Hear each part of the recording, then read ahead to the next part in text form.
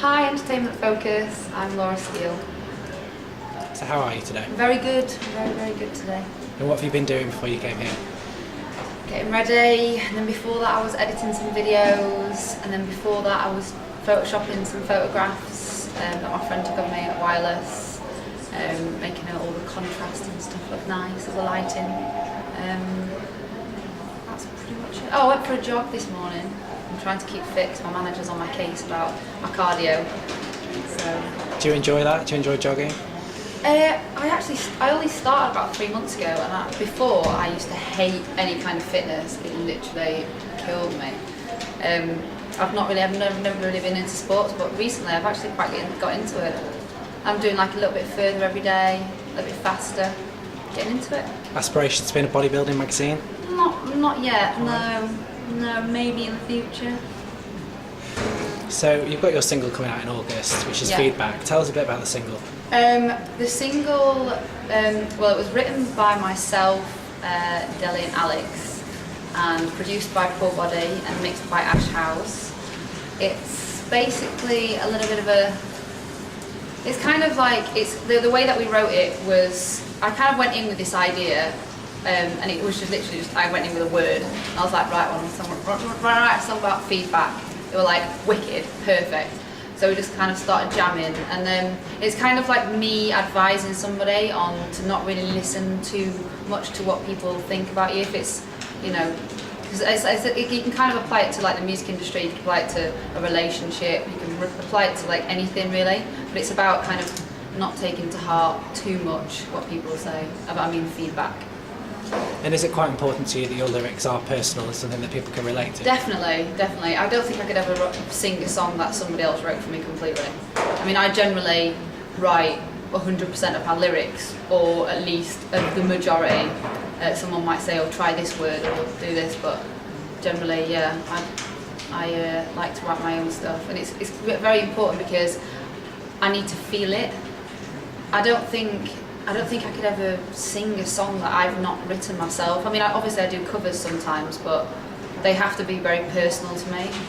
They have to like remind me of a certain time, or they have to I have to relate to what the actual artist is saying to be able to sing it.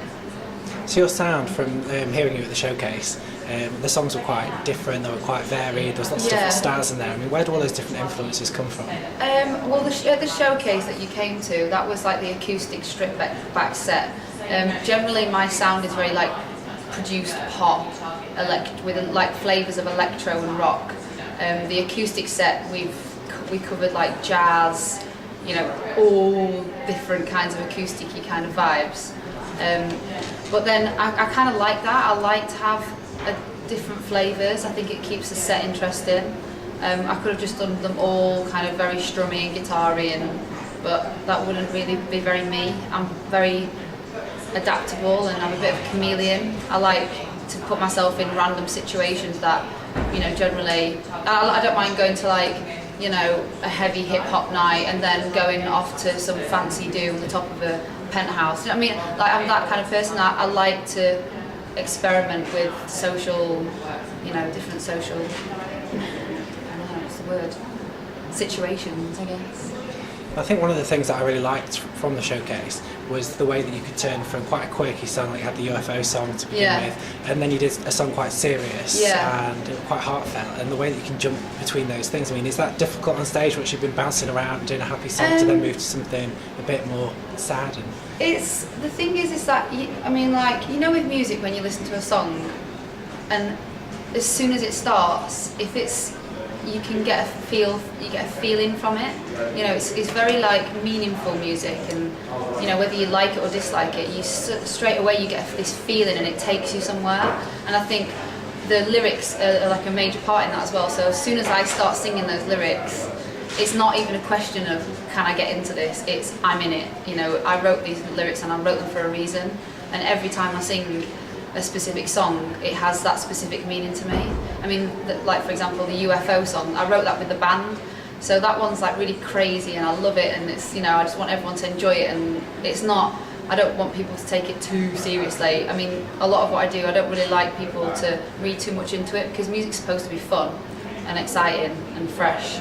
And yeah, that's what we tried to encapsulate in the UFO song. It's about a UFO, and it's about getting down with aliens, so it's not really that serious. But then Looking For You, for example, which I wrote with Conrad Snook, who's my guitarist, he came round one night and I was just like, right, we need to set the mood.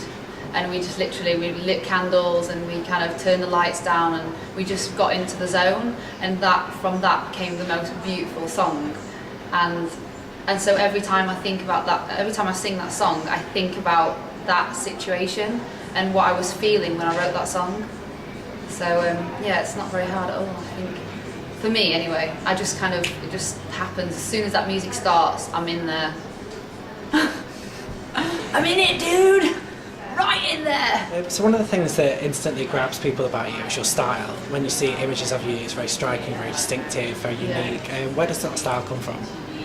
It's really funny because I don't really think... I remember back at school when I used to wear bindies on my head and I used to, I guess, things that, you know, the general public might think are crazy and weird.